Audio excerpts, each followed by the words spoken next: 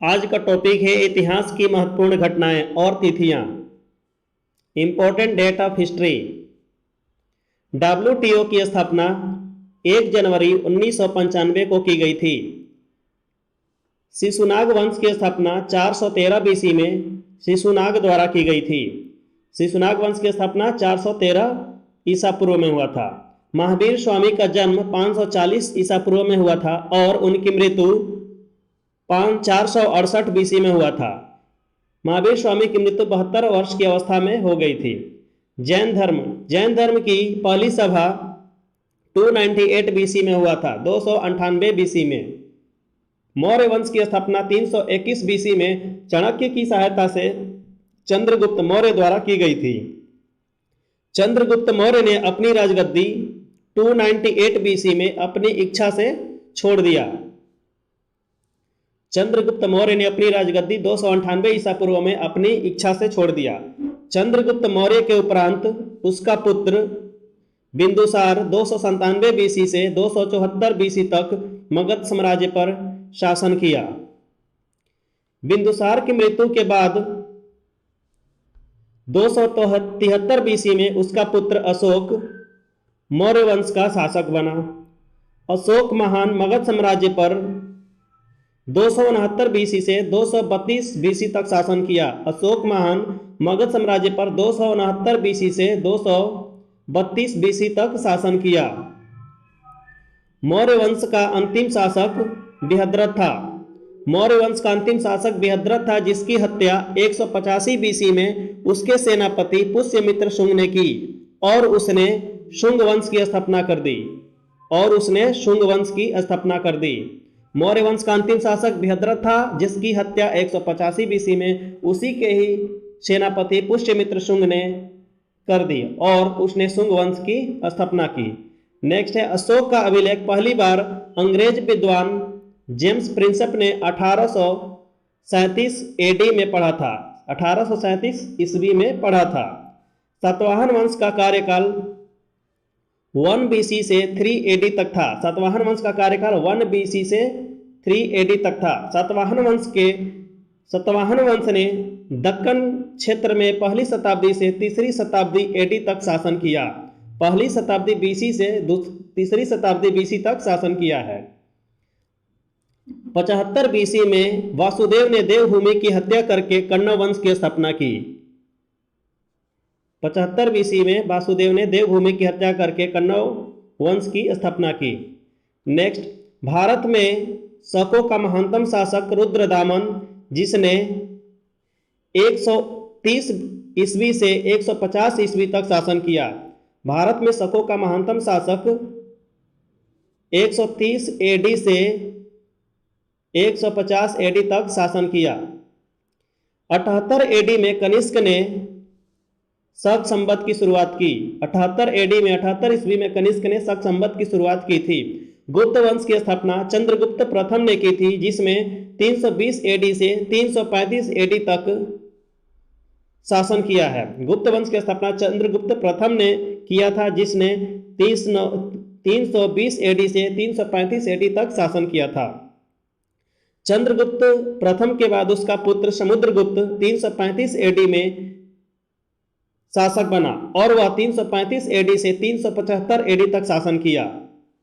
Next, Harshvardhan का कार्यकाल 606 ईस्वी से 647 ईस्वी तक था। यह पुष्यभूति वंश का शासक था। हर्षवर्धन पुष्यभूति वंश का शासक था। हर्षवर्धन के शासनकाल में 629 एडी में चीनी यात्री हेनसांग भारत आया था और वह 16 वर्षों तक भारत में रहा। हर्षवर्धन का शासनकाल में 629 एडी में चीनी यात्री हेनसांग भारत आया था। पाल वंश का राजा धर्मपाल का कार्यकाल 770 एडी से 810 एडी है। 770 एडी से 810 एडी है। गुर्जर प्रतिहार वंश का महानतम राजा मिहिर भोज 836 ईस्वी में शासक बना। गुर्जर प्रतिहार वंश का महानतम राजा मिहिर भोज 836 ईस्वी में शासक बना। राष्ट्रकूट राजा इंद्र तृतीय ने 916 ईस्वी में कनौज पर आक्रमण किया और प्रतिहार राजा महिपाल को बुरी तरह से पराजित किया। राष्ट्रकूट राजा इंद्र तृतीय ने 916 ईस्वी में कनौज पर आक्रमण किया और प्रतिहार के राजा महिपाल को अच्छी तरह से पराजित कर दिया। कनौज पर आक्रमण करने वाला अंतिम राष्ट्रकूट राजा कृष्ण तृतीय था। कनौज पर आक्रमण करने वाला अंतिम राष्ट्रकूट राजा कृष्ण तृतीय था, जिसने 963 ईस्वी में आक्रमण किया था। 963 ईस्वी में 963 ईस्वी में आक्रमण किया था। राष्ट्रकूट वंश की स्थापना 753 ईस्वी में दंती दुर्ग द्वारा की गई थी। राष्ट्रकूट वंश की स्थापना 753 ईस्वी में दंती दुर्ग द्वारा की गई थी। चंदावर की लड़ाई में मोहम्मद गौरी ने जयचंद को 1194 ईस्वी में बुरी तरह से पराजित किया। इस लड़ाई को गंगा की लड़ाई भी कहा जाता है। चंदावर की लड़ाई में मोहम्मद गौरी ने जयचंद को 1194 ईस्वी में बुरी तरह से पराजित किया। इस लड़ाई को गंगा की लड़ाई भी कहा जाता है। तराइन का प्रथम लड़ाई 1191 ईस्वी में पृथ्वीराज चौहान ने मोहम्मद गौरी को हराया था। पृथ्वीराज चौहान ने मोहम्मद गौरी को हराया था कब? 1191 ईस्वी में। तराइन के द्वितीय युद्ध कब हुआ था? तराइन के द्वितीय युद्ध 1192 ईस्वी में मोहम्मद गौरी ने पृथ्वीराज चौहान को बुरी तरह से हरा दिया था और इन्हें पकड़कर मार दिया। नेक्स्ट, चंदेल वंश का महानतम शासक विद्याधर थे, जिसको 1098 ईस्वी में मोहम्मद गजनवी ने हराया था और महोबा को लूटा था। चंदेल वंश का शासक विद्याधर, जिसको 1098 ईस्वी में मोहम्मद गजनवी ने हराया था और महोबा को लूटा था। चोल वंश की स्थापना 850 ईस्वी में विजयालय ने किया था। चोल वंश की स्थापना 850 ईस्वी में कौन किया था? विजयालय ने। चोल वंश की राजधानी तमिलनाडु के तंजौर में थी। चोल वंश की राजधानी तमिलनाडु के तंजौर में। नेक्स्ट, भारत पर आक्रमण करने वाला प्रथम मुस्लिम अरब निवासी मोहम्मद बिन कासिम था। भारत पर आक्रमण करने वाला प्रथम मुस्लिम अरब निवासी मोहम्मद बिन कासिम था, जिसने 712 ईस्वी में सिंध पर आक्रमण किया था। 1001 से 1027 ईस्वी के बीच कुल 17 बार मोहम्मद गजनवी ने भारत पर आक्रमण किया था। मोहम्मद गजनवी ने भारत पर कितनी बार आक्रमण किया था? 17 बार। 1001 ईस्वी से 1027 ईस्वी के बीच मोहम्मद गजनवी ने कुल 17 बार आक्रमण किया था। मोहम्मद गजनवी ने अपना प्रथम आक्रमण 1001 ईस्वी में मुल्तान पर किया था। मोहम्मद गजनवी ने अपना पहला आक्रमण 1001 ईस्वी में मुल्तान के विरुद्ध किया था। नेक्स्ट, मोहम्मद गजनवी का सबसे भयंकर आक्रमण 1025 ईस्वी में गुजरात स्थित सोमनाथ मंदिर पर हुआ था। मोहम्मद गजनवी का सबसे भयंकर आक्रमण 1025 ईस्वी में गुजरात में स्थित सोमनाथ मंदिर पर हुआ था। मोहम्मद गजनवी का भारत पर अंतिम आक्रमण 1027 ईस्वी में पंजाब पर हुआ, जो खोखर जातियों के विरुद्ध था। मोहम्मद गजनवी का भारत पर अंतिम आक्रमण 1027 ईस्वी में जो पंजाब पर हुआ था और यह खोखर जातियों के विरुद्ध किया था। मोहम्मद गौरी का प्रथम आक्रमण 1175 ईस्वी में मुल्तान पर हुआ था। 1175 ईस्वी में मुल्तान पर। मोहम्मद गजनवी का सबसे भयंकर आक्रमण 1025 ईस्वी में गुजरात स्थित सोमनाथ मंदिर पर हुआ था। मोहम्मद गजनवी का भारत पर अंतिम आक्रमण 1027 ईस्वी में पंजाब पर खोखर जातियों के विरुद्ध हुआ था और मोहम्मद गौरी का प्रथम आक्रमण 1175 ईस्वी में मुल्तान पर हुआ था। नेक्स्ट, मोहम्मद गौरी का अंतिम आक्रमण 1206 ईस्वी में पंजाब पर खोखर जातियों के विरुद्ध था। मोहम्मद गौरी का भी अंतिम आक्रमण 1206 ईस्वी में पंजाब पर खोखर जातियों के विरुद्ध था। गुलाम वंश की स्थापना कुतुबुद्दीन ऐबक ने 1206 ईस्वी में किया था। गुलाम वंश का स्थापना कुतुबुद्दीन ऐबक ने 1206 ईस्वी में किया था। खिलजी वंश की स्थापना जलालुद्दीन फिरोज खिलजी ने खिलजी वंश की स्थापना जलालुद्दीन खिलजी ने 1290 ईस्वी में किया था। नेक्स्ट, तुगलक वंश की स्थापना गयासुद्दीन तुगलक ने 1320 ईस्वी में किया था। तुगलक वंश की स्थापना गयासुद्दीन तुगलक ने 1320 ईस्वी में किया था।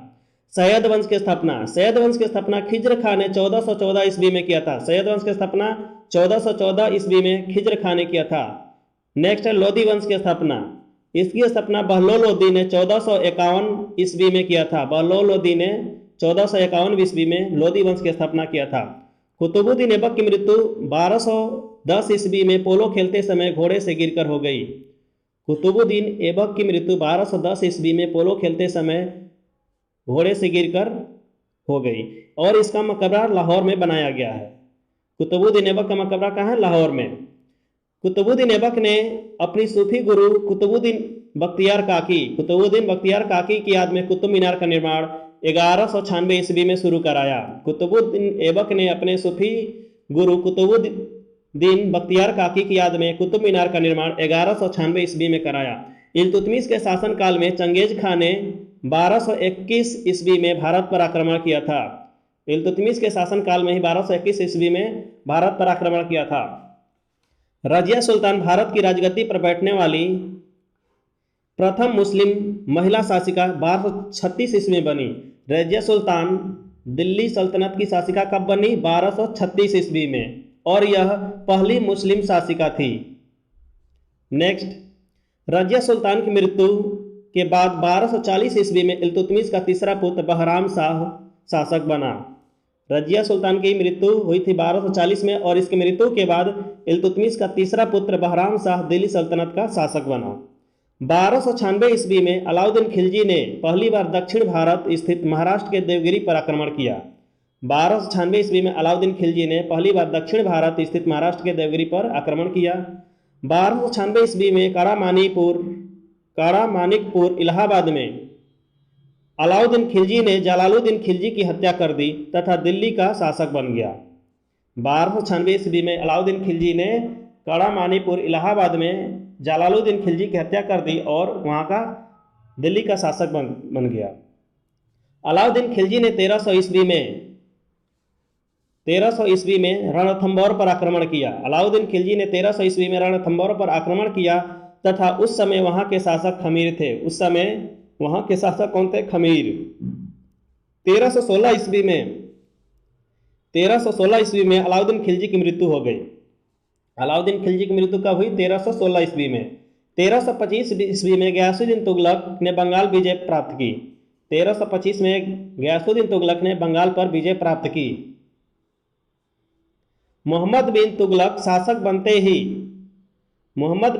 शासक बनते ही 1326 ईस्वी में अपनी राजधानी दिल्ली से महाराष्ट्र में स्थित दौलताबाद नाम बदलकर देवगिरी ले गया।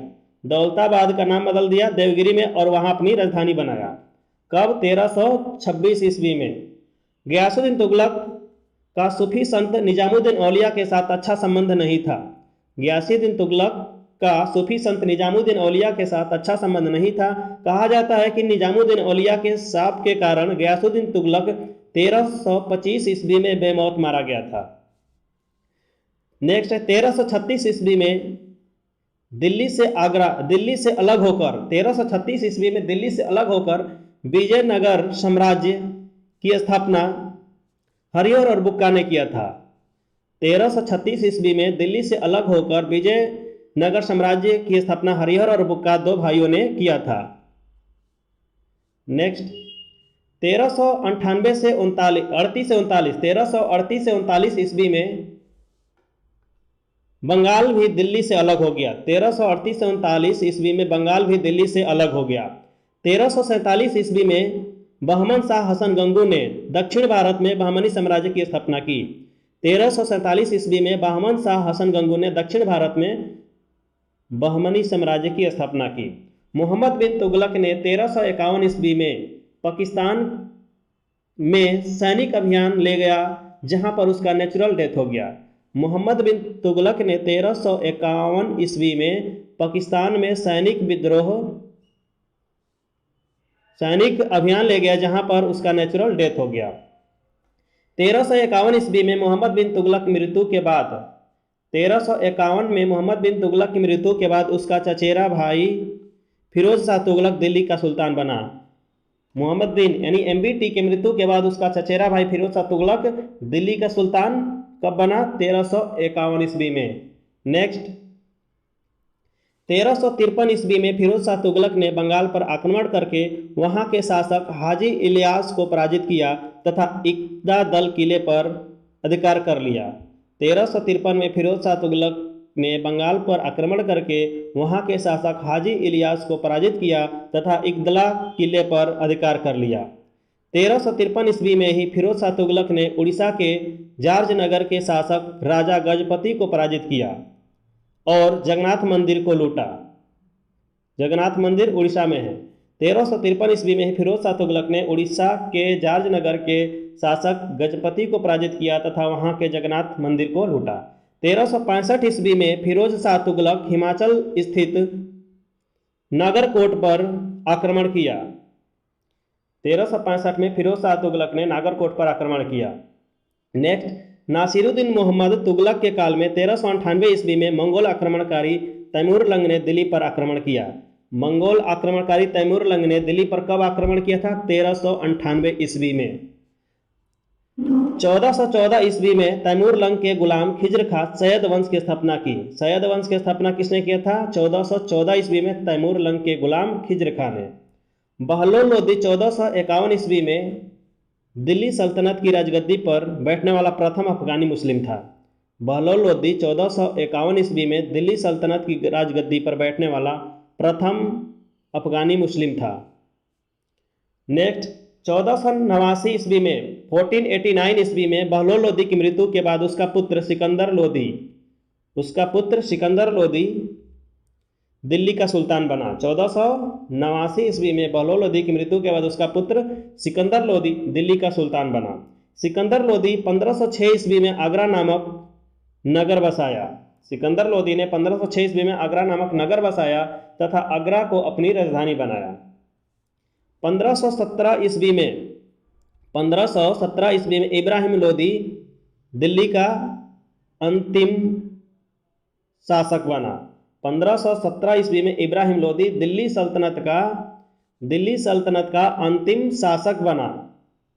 1517 ईस्वी में घटोली की लड़ाई में मेवाड़ के शासक राणा संगा ने इब्राहिम लोदी को बुरी तरह से पराजित किया तथा चंदेरी पर अधिकार कर लिया। 1517 ईस्वी में घटोली की लड़ाई में मेवाड़ के शासक राणा संगा ने इब्राहिम लोदी को अच्छी तरह से पराजित किया तथा चंदेरी पर अधिकार कर लिया। 21 अप्रैल 1526 ईस्वी में पानीपत की प्रथम लड़ाई में बाबर ने इब्राहिम लोदी को बुरी तरह पराजित कर दिया। इसी के साथ दिल्ली सल्तनत का अंत हो गया तथा भारत पर मुगल वंश का शासन आरंभ हो गया। कब हुआ था? 21 अप्रैल 1526 को पानीपत की प्रथम लड़ाई हुई थी। किसके बीच? बाबर और इब्राहिम लोदी के बीच, जिसमें इब्राहिम लोदी बुरी तरह से पराजित कर दिया गया। ठीक, इसी के साथ दिल्ली सल्तनत का अंत हो गया और भारत पर मुगल वंश का शासन शुरू हो गया।